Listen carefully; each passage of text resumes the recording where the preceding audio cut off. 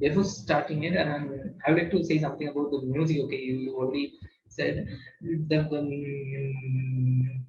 music was composed by Uttam Singh, and he's the one. Like I've heard this name only once in my lifetime for one film. That is Dil To Pagal Hai. That is the only film of Uttam Singh I know. Okay, because because of the film, I get to know that there is a music composer called Uttam Singh is exists. Yeah, and I really loved the songs in the film. And but again, it was a bit the serial kind of it, you know. Yeah, but there were a few songs I really enjoyed, and one of the two songs were really disturbing to me. One such a song is that the song the mother used to do song, and that was really disturbing, and the words also. Yeah, please go on. I like the lyrics more than the Yeah, anything. exactly. Like it Same. was like the songs were actually, though the overall feel of the movie is like of a serial, but still the songs were used as a integral part of the storytelling. And there were ghazals and there were Hindi, Urdu, and also songs were very good. Yeah, like the lyrics, like Gulzar and this technical I would poem. like to just quickly add in this. So the the two poems, one of them, the introductory scene, and then the one that Subhu's talking about, and the one that plays in the background when Puro comes back. I mean, that is, I think the lyrics of that song has been written by Gulzar, if I'm correct, I'm remembering correctly, and it has been sung by Jagjit Singh. Um, I think that is a very intense music because it's just Yeah, just this tune to it that when Puru is like wandering in those fields and she's just like she's looking for him, and basically just it kind of captures how her entire life was just taken away from her with Jiffy and people left. It was just like she, her entire everyone she knew just vanished. Yeah. So I think it captures Abandoned. that very beautifully. But there are two more songs. If you guys remember, you must remember that they're there, but you might not remember what they are. The one that plays during the wedding. yeah. I Yeah. remember the song, but yeah, I Yeah, remember so the there's a song, not the words. Yeah. so there's a song there, and then another one that plays when the other one's actually kind of complicated. Not complicated. It's like this dual song because um, first of all, in almost every of the song, the story is moving forward. It's not that they're happening other than the storyline. They're within the storyline. So in the second one, if you remember the one where we see scenes of Puro in labor back home, and then she miscarries, and then Rashid is at the praying for the entire thing, and just Yeah. he's at this very bad spot because he does not want to do it, and he actually falls in love with the woman, but he cannot do anything.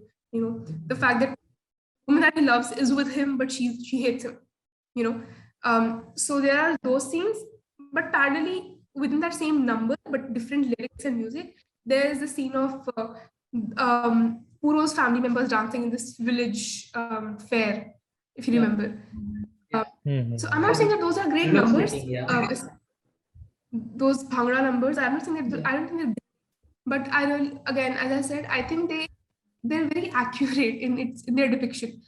The fact that because Ramchand belonged to this this well-off family, like the nobles, he was one of the well-off people in the village, and for them to have this wedding function within their house where folk songs like this are playing within the house and people are dancing, it's um, a very I would say near to reality depiction of how rituals like these take place in that region, right? And Mm-hmm. even although I think the number that has a fair and those two girls dance, I think that might be a little out of place. Maybe it's because it was placed besides the other storyline, which was very grim. Maybe it's that. But anyways, I think that both of you said that it's just weird things are happening in this film. That's very true. And I didn't realize it this way before you put it, because I mean, I knew it was a very commercial film and the pitch, I knew that, but I mean, it's very rightly that you guys are putting it, things are happening, And now I realize that when I saw it for the first time, it took me some, just like I had to just kind of to understand Purva and Rashid's relationship. I think it is depicted in a very shoddy manner from where it starts, to when they live together. There are pieces that you have to connect, especially considering the fact that it has a backstory to it. So Rashid's abduction of Puro is not motivated by sorry, is not motivated by communal reasons. It's a very personal matter, right? Yeah. A couple of people that I have talked about this film who have watched it, they don't remember that part. They don't remember why she did it. Do you guys know what I'm talking about? Yeah, because in the very first scene when Manoj Bajpayee, it's like the introduction scene of Manoj Bajpayee, like he's staring at Guru, and because He that falls from thing the they are cycle. not, that thing they are not planning this, kidnapping and all, at that time. So I think you're talking about that, right? No. What I'm talking about is, okay, so if you remember when Puro is in that room where Rashid puts her for 2 days and she's just He reveals that his grandfather, like the flashback. exactly. Yeah, Abducted. I mean, I think this is a very important plot point to to Rashid's character and to the larger picture, because that didn't start for communal reasons, it's personal reasons. And again, and personal, and even within that incident, there's this huge reflection as to how, even for personal reasons, the fact that Puro's ancestors, I mean, her uncle, her grand uncle or something, he abducted Rashid's aunt, then just left her, and then just left her. And to avenge that, Rashid is prompted by his family that you do that to their women so that they're taught a lesson. I think this particular plot point just comes and goes in a jiffy, and that and even then when Rashid's family is depicted, they're depicted in this very villainous context, which any other film would have anyways, it's just it kind of takes away from the impact that the narrative could otherwise have, and for a moment you won't realize that, okay, Rashid fell in love with Puro already before he had to do it, or he fall in love with her afterwards. So I think this is just put in a very shoddy manner, and they have so much to pack in this 3 hour. It's a 3 hour film, very long, right? The 3 hour film, and they have this entire novel, and although the novel is not very lengthy, okay, but it has a lot happening. Of course, it's such a tumultuous time that they've depicted within that social happening. There's so much happening, so much chaos. Within that, they have to portray these personal lives of these characters, which are again very complicated. Someone does this, etc., etc. They actually have so much to pack within that 3 hour. So when it comes to the structure of the film, then I analyze, like I said, a lot of things are happening, but we are not feeling something. But it's for us today. But when it was released in 2003, like how serials work even today, those who like that picture or understand or enjoy even that, when they might have got entertained by this film, like as a great film point of view. But main problem was somewhere when I feel like you could easily cut 20 minutes episodes of this film, like each is like a chapter, like this is happening, this may happen. Totally. And as a content entirety after watching the film, it was like you could easily make a 10 episode series of this, like the same communal violence with all the other layers too. But in a 3-hour film, it was like, the screenplay needs to have a structure. Somewhere they were like meandering here and there, and somewhere they landed on partition, and then they brought everything. Like there were a lot of layers. Like if you take the main plot, actually this film doesn't have a main plot. It has a lot of subplots. Like the story of arc of Urmila and Manoj is one track. The brother finding Urmila, that is another track. Then another family. So there are a lot of subplots, but there is no main plot which supports and the screenplay coherently, so that the audience feel this in entirety. So that's Totally. what I've analyzed. Yeah. Okay. Totally, I agree. Hmm. I'm trying to think of. Yeah, of course, there is a type of film which is like multi-narrative or multi-storyline, but even that lands at a proper point overall, like from beginning to end. But here it was like immediately establishing, immediately this happening. No, Yeah, no. the fact that the same thing. You have so much to pack in 3 hours. You know, have you guys seen that series, A Suitable Boy? Yeah, I saw. You know, it's the novel that series is based on by Vikram Seth. That novel is, I think, it is around 1,000 pages. It's a very thick novel, heavy novel. And it's a very successful and good novel. I haven't read the novel, but those who watched it said that the series doesn't do justice. Yeah. Didn't do justice. I mean, I like the vibe of the series a lot, and I really like a couple of performances. I like the performances and all, like Tabu, Ishan Khattar and all, making everything, but somewhere I feel it needed more depth. It was like just tell the story in certain episodes. Some 6 episode or something was only there. 1 hour episode. Yeah. 6 or 8, something like that. Yeah, something like that. Yeah. So yeah. It was 6. I just searched it. Yeah, it was 6. Yeah, I remember it because I edited a video. You edited a video? No, actually, another channel which I work for that do review and analysis too. So I edit videos there. So I remember I saw it. Yeah. Okay. Yeah, but I would like to say one thing. This film, there is no such thing called the villain or anything like that. The villain is the era, okay? Because even Urmila used to say this at one point. Uh, it's not your mistake. It's a mistake, or it's a mistake that you born in this era. Okay, it's not your mistake. The mistake is the era. You know?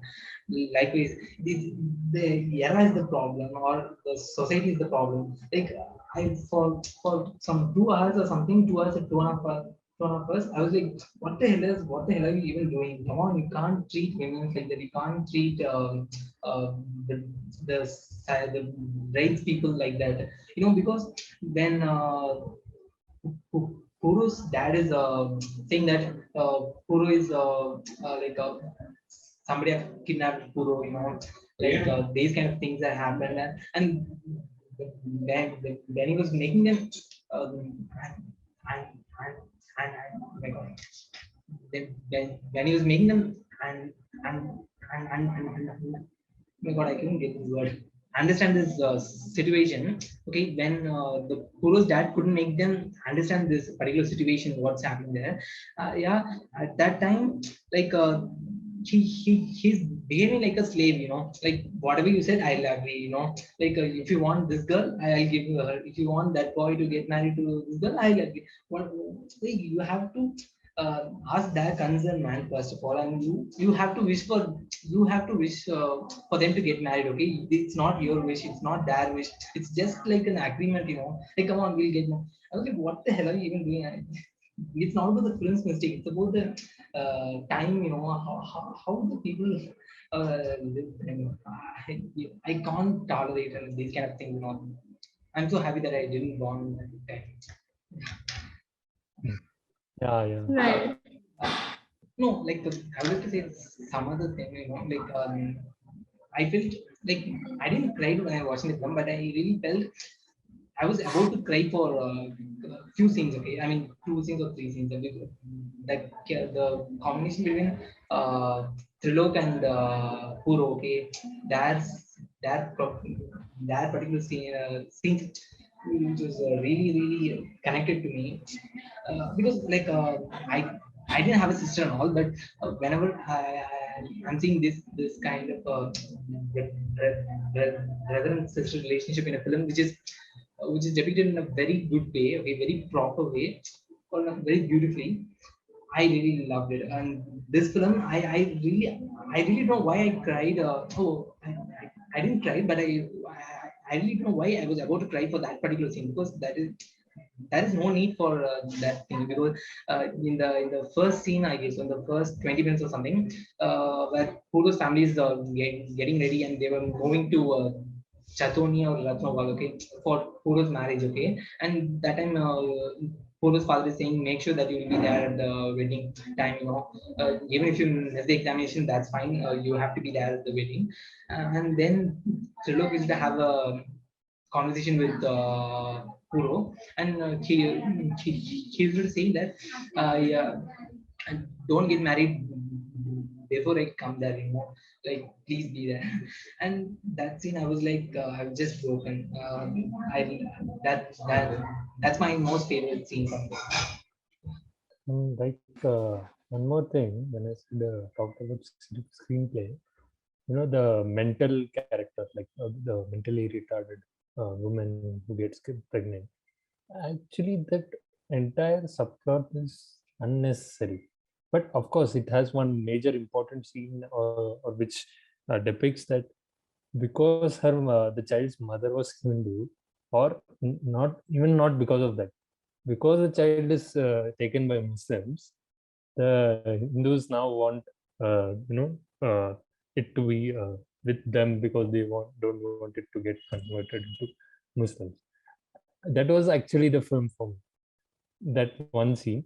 But the overall subplot itself is not of like, it could have easily been like, it was nice, but like she had a miscarriage, and then this mad woman's like so this it was like a bit all over the place.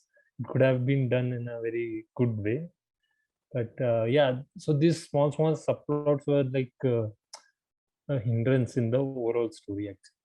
And when it comes to Urmila, I think it's still her best performance, I guess. I haven't seen, like, it was the same for me, like in Shul, Ravina Tandon. I haven't seen these actresses in this kind of role. I haven't watched their films actually much, but Urmila was a surprise for me. But of course, even the pitch is high in this film, but still it's like a lifetime role for the story, the character, and performance according to that times. Yeah. I liked certain scenes. Like, there were moments. I mean, it didn't connect as much, but it was the moment of the film. Like the scene where Manoj reveals the family history of revenge, or Manoj like repenting for his mistakes, like Yeah. this later half of the film, or so, like small or this Hindu thing, like the kid being who will raise it as a Hindu or a Muslim. It has these moments, but it was not full film. But it was nice moments. It could have been iconic scenes. Like, yeah. I mean, Yeah. the fact. Say. Yeah, like I would like to say something about few scenes. I really loved it, because at the end,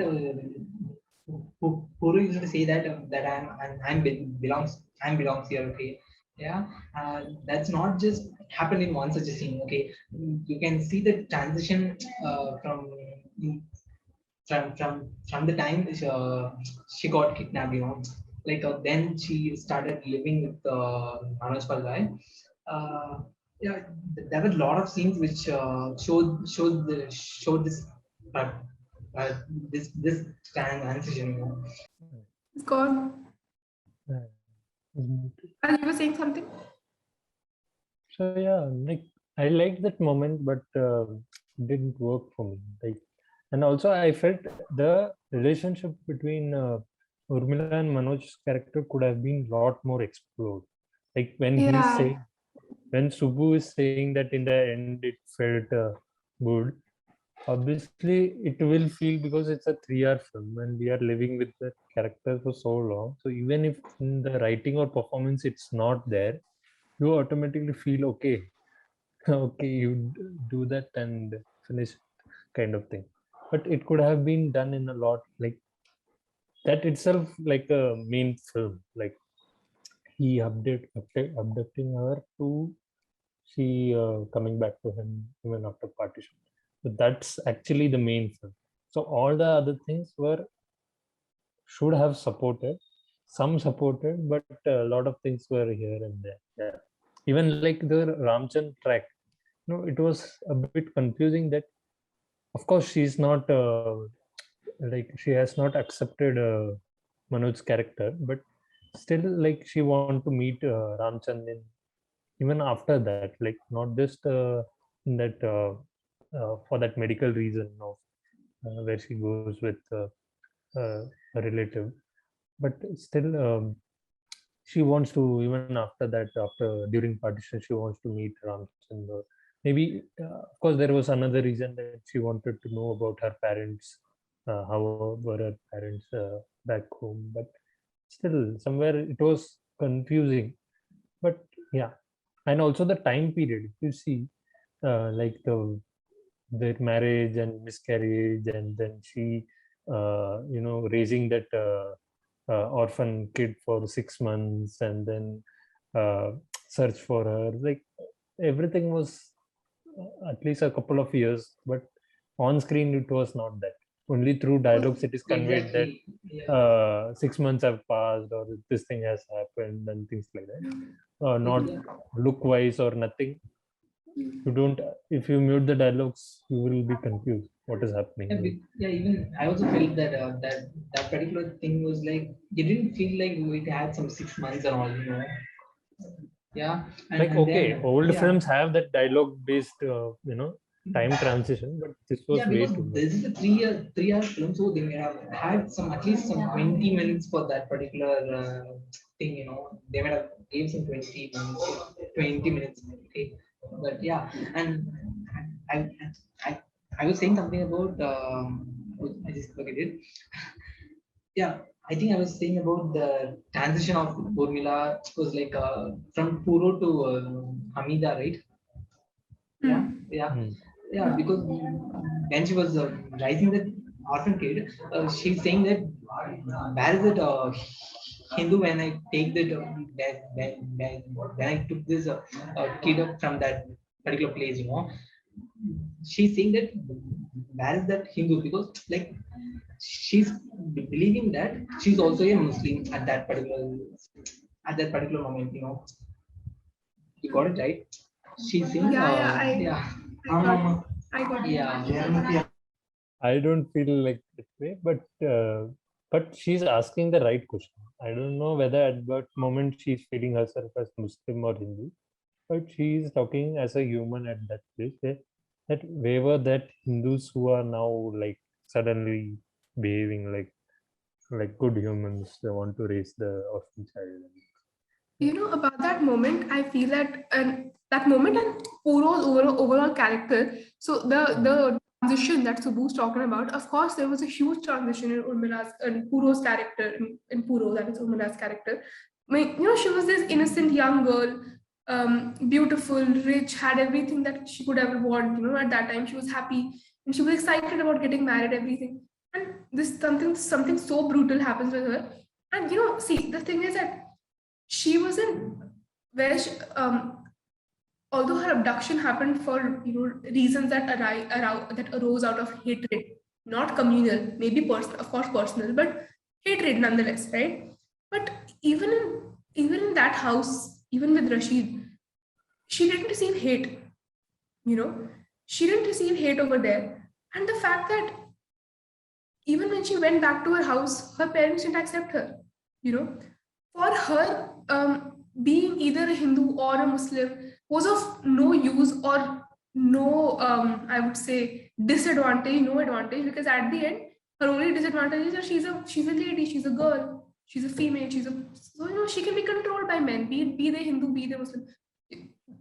That baby, that baby as well. Anyways, we don't know that the man who impregnated that mad woman, whether or not he was a Hindu or a Muslim, that is not revealed, right? And it was just, I think it's this thing that Puru was very detached from these identities, you know, because they didn't serve her. Her only identity of being a woman in this patriarchal world, which was very cruel at that time. I mean, even because of the social situation, that was her only identity. Which is why I think this is really this moment where she's like, the Hindus of the village did not accept the baby then, but now they want it because they are like, oh, the mother was a Hindu. So for her, it's not about being a Hindu. For her, it's about and that conversation itself really bad, because when they were saying that the mad woman is a Hindu and we have to take this kid, but you didn't have this thought some 6 months before, I was like, what the hell is happening with you guys? How can you be so cruel? They're just, even the conversation, they used to be like, but they didn't know whether the guy who raped her, didn't know whether he's a Hindu or a Muslim. How can you used to have that kind of a conversation at that moment? It's very bad. Yeah, these conversations sound so absurd to people like us, but I think that is where the beauty of the story lies for me, which is why I say it's a very, very, one of the most important, I'm not saying the best told, but definitely most important stories that have been out there in Hindi cinema, because no one talks about these things, if you put, I mean, I made very extensive research, and if you see partition from a gendered lens, it was horrible, like inhumane. I still am in disbelief when I think about it, right? And as I was saying, that for Puro, her family had been stripped off of her. So for her, that baby was family. She had to have him. So I think that transition, and also another thing that I was gonna say, I found this really interesting. When Puro was abducted and brought into a new home, and then Rashid shifted from, I think, Chatwani to Ratowal or vice versa. That name on her hand, Hamida became her new identity, right? It became her new identity. She didn't like it when Hamida was being ingrained at her on her arm, because for her it was my identity stripped off of me, right? But if you remember, when she goes out to look for Lajo in that village, dressed up as this that setup had a good payoff, but now that it will have a payoff in the second half, somewhere where she revealed that. I mean, the scene worked for me, but like you have seen it in so many films, that setup will have payoff. I think it's very ironical. For me, it was very ironical. This one name that she hated when it was being given to her, it saved her.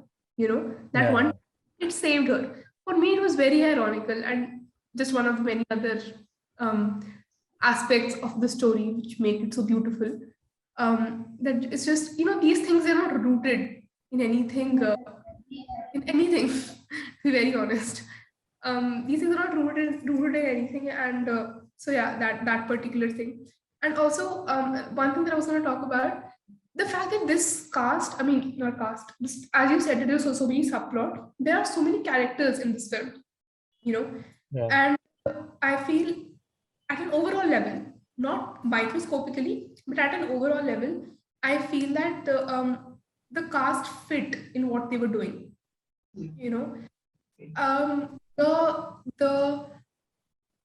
I think it's Isha Kopikar, who was playing sister.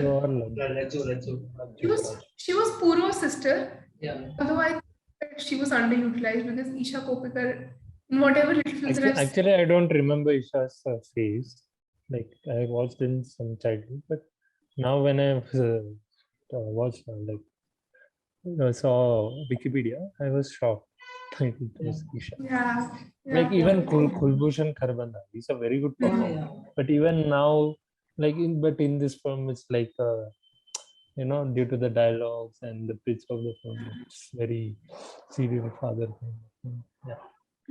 Totally. Yeah, and also I didn't know that Urmila used to give this good performance, because I've seen her in some very commercial films, Like Yeah. I've seen her in both Ravina. Ramila. Yeah, Ravina Tandon, I'm so surprised. I didn't expect. Okay, I can't talk Yeah. this. I can't talk this, but recently I just revisited Tit Balsa Pani. So sorry. So I can't talk anything about Ravina because Ravina is a different subject altogether. So not getting it. But Yeah. actually, what happened to that girl who like she saves in the Ganna Khet, you know, the girl who says that every night I used to get raped and she Yeah, yeah, escaped yeah. from farm Because to in 3 farm. days I've done What happened like to that girl? yeah, I don't remember. yeah. I can't. Wait, I can't recall which character you're talking about. It's like Like in the second both half, Rashid and in the Ganne Rashid ka used to khet, help them. Yeah, Rashid helps her. Uh, I don't yeah. remember what happened to that oh, character. Not That's why Rashid I'm help, asking. but like this guy Like she helped. says that I used to work in the morning and in the evenings the committee members I used to go to each one's house. Like Take me to some places and all. Yeah, I escaped from there and from the women are farm. forced to. Since Yeah, I think they did not culminate that plot most probably because I don't remember anything about it. then why it just was there? That's my question. No, that thing. actually now I just played and it is just left like that. And the No. partition thing starts Yeah, and yeah, yeah. everybody's going and maybe she too joins that like when everybody's going then No, she too like joins that crowd, I guess. Puru used to say that say this to They Ramchand that saved her. yeah, They yeah, saved her when some Muslim people come and knock on the door and yeah. Manoj says that nobody is there, and then I think straight away the partition thing is going where everybody's moving in the crowd. But then Puro comes to know Ramchand being present in that particular caravan because of Because of this girl, yeah, this girl, right? yeah. So, Yeah, he comes to know about it because again another thing which was just said like that in dialogue but not just like shown properly. So Ramchand tells that when Rajjo is kidnapped, so he tells that she was kidnapped by someone from a caravan whose sister was kidnapped by someone from our caravan. So through all these things, the mad woman's plot, the woman in the Gannika cave, the woman, the I mean Rajjo's abduction, all these things. These events. I wouldn't even call them plots. Events. They are there to just again to just shed light on this one thing as to how women were being passed along. Because it's not that they were just abducted or raped or just kept in the house or forcefully married. They were literally passed along. There's entire documentation on this now that people on both sides they used to do this thing. They would divide these women as to okay, which are the good ones, which are the bad ones. The bad ones would be distributed amongst the like the lower officials of the peasants, and the better ones, the better batch would be distributed and passed along, amongst the old, like the higher officials. So, and even that plot where the mad woman, I don't want to call her that. What should I call her? A She was better a term. beggar, I guess. Let's. She was Okay. mentally even her name unstable. is even they call her as Pagli. So we Yeah. Pugly. Okay, yeah. Yeah, mentally unstable. Yeah. Mentally, that the lady who's mentally unstable. Even her. So, I don't know who played that character, but I think that actor did a really good job. Of course, little over the top, but I think because people who look like that and people who walk like that, people who talk like that are actually present in these remote areas. Yeah. Okay, they are there. It's not that they don't exist. And they are mentally unstable. They probably have a like most there are some of them which are just differently disabled. Yeah. Mentally disabled. And they are easily like subject to sexual things. Yeah, they're easy victims to sexual harassment, and like, they have no family, and just so there are people like that, and I think that actor played that character very well.